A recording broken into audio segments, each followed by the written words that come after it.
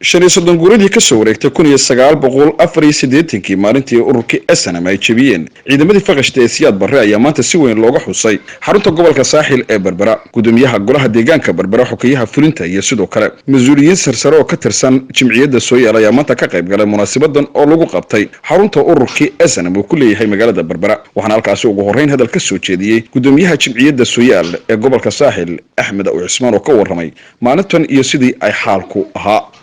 maalintii ugu horeysay ee dawladdaasi isku dayday inay ururka burburiso oo ay la dagaalanto waxay ahayd maalinta 84 bishii Oktoobar 17 maalintaas ay waxay dagaalkaasi ka dhacay Burcaduuri kolka kaarayaashii iyo beebeeyadii baasuuka baa la yiraahdo oo Siyaad Barre iska fiiraynin ayay farsamadiisa yaqaani baasiikii iyo adeegsaday dabeedna way gubeen ka beebeeyo dhowr iyo toban beebe ayay gubeen. mujaahidiin kala duwan oo iyaguna halkaasi hadalka isu daba maray ayaa ka warramay maalintan iyo qiimaha ay ugu fadhido shacabka Soomaaliland waxaana hambalyo u direen guud ahaan mujaahidiintii ururka SNM. waxa weeye horta maanta waxa weeye 17 October 35 sano ayaa laga joogaa halkankii maalinta shuudada Burcaduuri meesha la yiraahdo waliba ka dambeysay waxa la yiraahdaa beerta Xaaji Gufays ayaa ahayd waa maalinta ay soo weerareen 9 beebe aan 9kii beebe mid ka tagin ay ku dhintay Allah u naxariistay lixle Xaamud Axmed Dheere على فرد ورق فربضن أفر يستطيعون أن يكون أنتم مجاهدين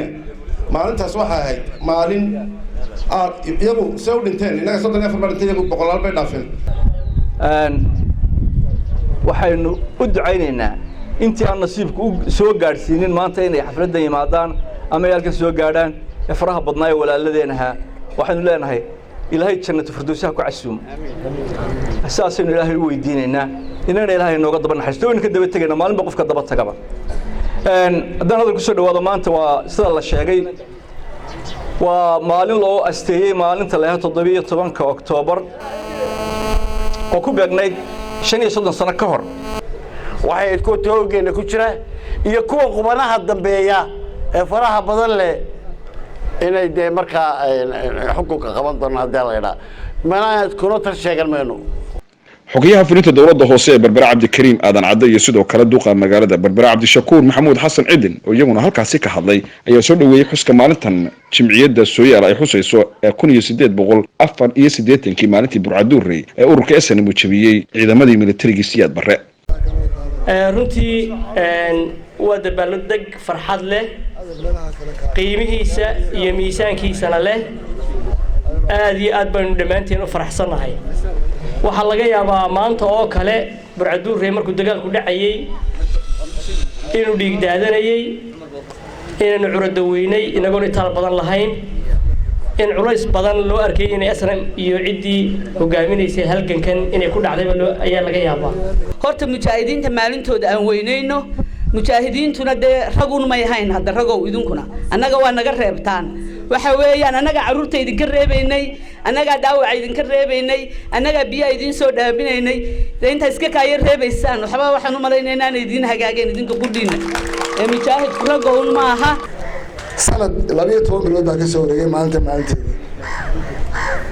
halkan hadal baanu ka nidhi imkana aanu ku celinayna waayaan daraway annagoo garanayno oo waxay galaan iyo wuxuu gudaan garanayna oo qiimaha ay leedahay garanayna oo u qaban karayna hadduu afka inaan ka noqdo oo sheegan kar waayo waayaan daraway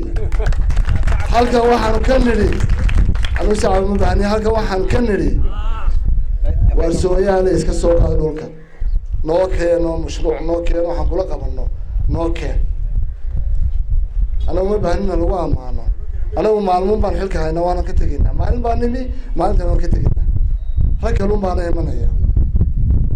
war waxaan leenahay de sanadkiisa mahana cala waa ka roodi sheegtay